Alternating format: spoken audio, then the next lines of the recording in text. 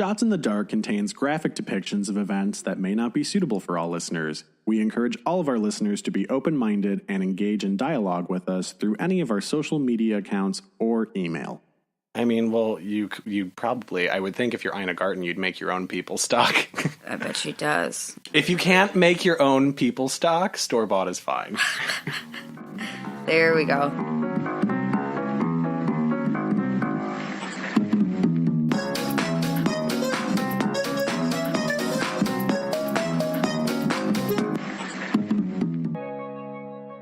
Hi, and welcome to Shots in the Dark. I'm Ty. I'm Whitney. And I am like tired again. Yeah, she's very tired. She's been working all day. I think it's so hard. Yeah. Cue the Footloose music. Been working so hard. Those are the only words I know. And then Footloose. I know. Every time I keep trying to convince you to learn all the other words. It's in there now. It's in my head now.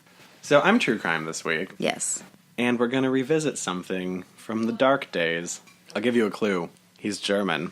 Yeah, but I never remember his name. Armin Meiwes. Meiwes, there we go. Yep. Who also, another one of his little nicknames is Der Metzgermeister, which is the Master Butcher. Oh, hey. Yeah. But you remember this one, yeah, right? I do. There's definitely going to be a trigger warning involved because it's just very graphic in nature what happens. You know, we talk about graphic things on the show all the time. Just the way that this went down, we're going to get pretty descriptive about it. So if you're not comfortable with that, this might not be the story for you. You know, scooch on down to the paranormal half of the show if you don't want to hear about somebody being cannibalized.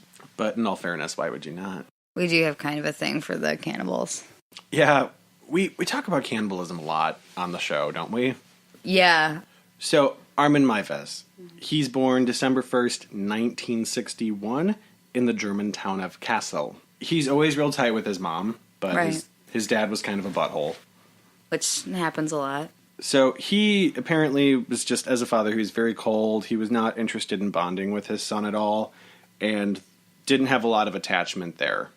And when Armin turned 3, his family had purchased this gigantic manor-style home in a small town called Wüstefeld, which isn't far from Rotenburg. Just to illustrate, the house is so big it has 36 rooms in it. Oh, jeez.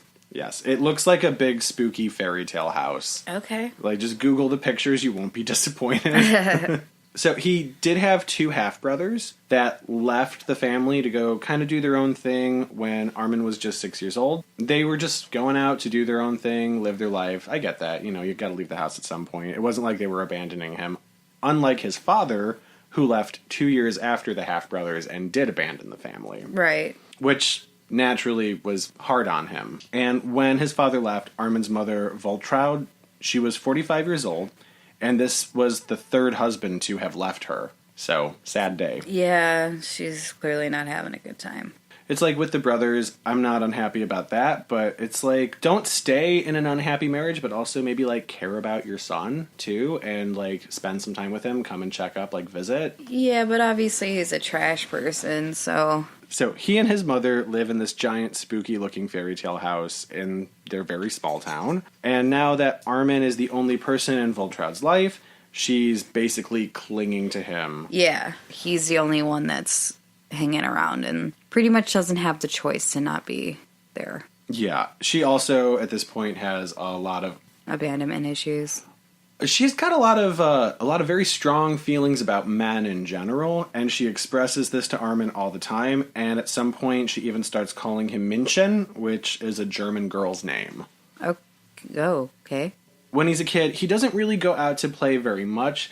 There are a couple kids that he's friends with, but his mom always wants to know where he is. She's very controlling. She'd rather have him hanging around the house with her, or send him on errands and have him come back right away. Well, but he's also, I mean, he's the only one that she's got left. I get it. It's not so much that she needed him to take care of her because she was unable to take care of herself, but she wanted him to, so she forced him to. Right. And around age 10, it's said that this is really when the cannibalism thing strikes him, and he starts thinking that that might be a thing that he's into, because he reads Robinson Crusoe, and he's intrigued about the cannibals in the story, and he's just like, oh, hey, maybe, like, I'm into that. Cannibalism. Add it to my bucket list. So then around age 12, some time has passed. He's still thinking about it a whole lot.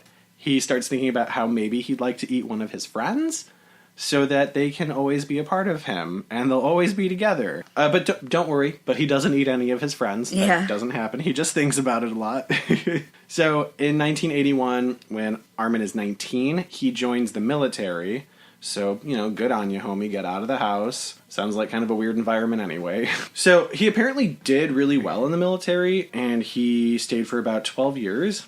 And he also, for the first time, was making a lot of friends and meeting new people. And while he's in the military, he's finally got something normal and stable going on in his life. And that's believed to be one of the things that prevented him from acting on his urges to cannibalize people, because it was sort of keeping those thoughts at bay. And he wasn't lonely. So while he's in the military, though, Armin does start to question his sexuality, and now he's kind of thinking that he might be gay. Okay. And in an interview I saw with one of his friends on a TV show that was airing in Britain between 2011 and 2013, the show was called Murder Casebook. His friend had said, well, he asked me, do you think I'm gay? And I was like, I don't really know how to answer that for you, because I don't think I can. Like, I think that that's something you have to figure out yourself. Right. Also, do you think you're gay? Yeah. Because that's kind of the question that you're asking. Yeah. So in 1999, his mother, Valtraud, she passes away, leaving him his gigantic, spooky family home. And being that his mother was such a huge part of his life for so long, not really having a lot of friends either back in his hometown, it's no wonder that he starts to feel very isolated. And, lonely, yeah. Right, and especially a giant house in a small town. So in the house, and I found this out when I did these notes, I didn't know this the first time around when we talked about this, he had reportedly constructed a shrine for his recently deceased mother. So the shrine reportedly had a plastic mannequin, which he would lay down and put to bed with a pillow every night. I'm not into that, but it's also kind of sweet. Yeah, I mean, that's creepy AF. So he's spending basically all of his time at home, and during this time, he's getting really into pornography that features torture and pain. Obviously, that's not a kink shame. We don't yuck on yums here. So he also starts doing a lot of research on cannibalism now, because it's been in the back of his head. It's starting to resurface. And he's frequenting chat rooms and forums where he begins connecting with other people who have similar interests in it. I think one of the chat rooms that he went into was called Cannibal Cafe or something. Okay. Yeah, just, very casual atmosphere in there. At one point, he starts carving cuts of meat and shaping them out, and then he's also sculpting with marzipan and putting them together, posting these photos of what appears to be him butchering human body parts. And apparently he was really good at this. Okay. So in 2000, Meiwes posts a message saying, "I'm looking for a young, well-built man aged 18 to 30 to slaughter." Okay. Several men apparently responded to this ad, one of which was a man named Borg Yosa, who was about to become Meiwes' first victim. While he was laying out on Meiwes' table, while he was preparing the instruments to butcher him, he, at the last minute, I think, got cold feet, but he complained that he was feeling ill and asked to be released, to which Meiwes obliged. And he was like, okay, run along. Yeah. Because it's all about consent. Right. Which is awesome. Even a gentleman that is intending to kill and eat someone understands what consent is. So the final dude to respond to Armin's ad was Bernd Jürgen Brandes. Good name. Yeah, it really is. Brandes was a 43-year-old engineer, and on February 14th, 2001, Brandes wrote to Armin saying that he was totes down with being eaten. So, wunderbar. I like so much that you just made that ridiculous.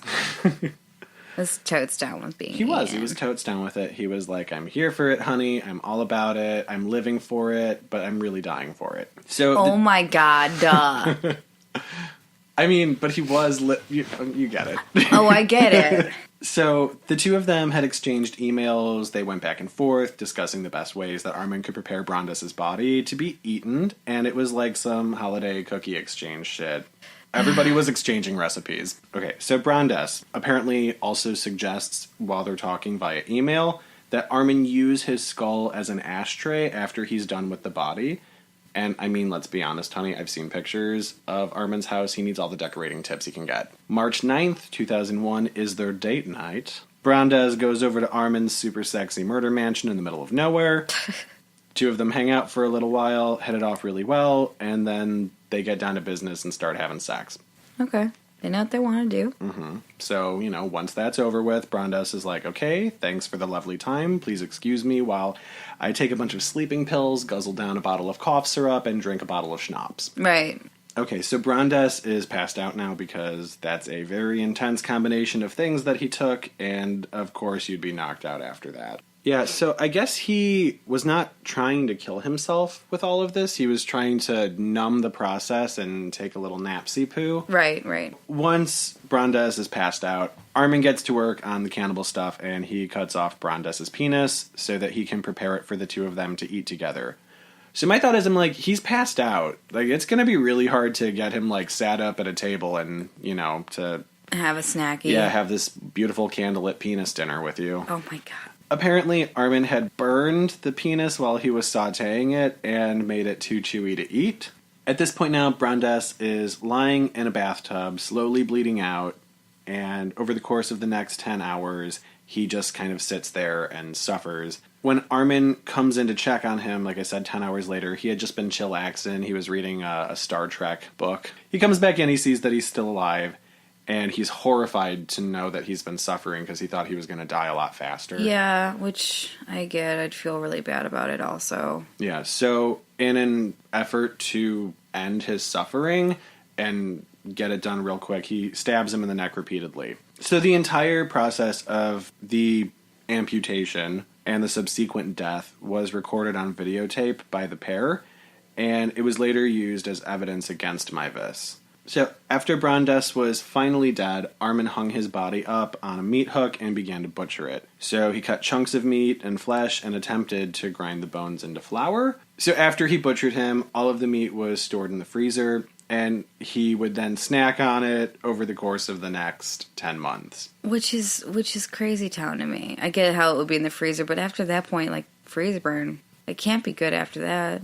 So, in November of 2002... Armin was running low on his snacky town human meat steaks, so he puts out another ad. Once again, he's looking for a gentleman that would like to be eaten. Right. And it's like, just go to the grocery store, dude. Go grocery shopping. Go to Whole Foods. What are you doing? So this ad gets seen by an Austrian student, who then immediately reports it to the police. So, okay, good on you. Or Polizei, as we say auf Deutsch.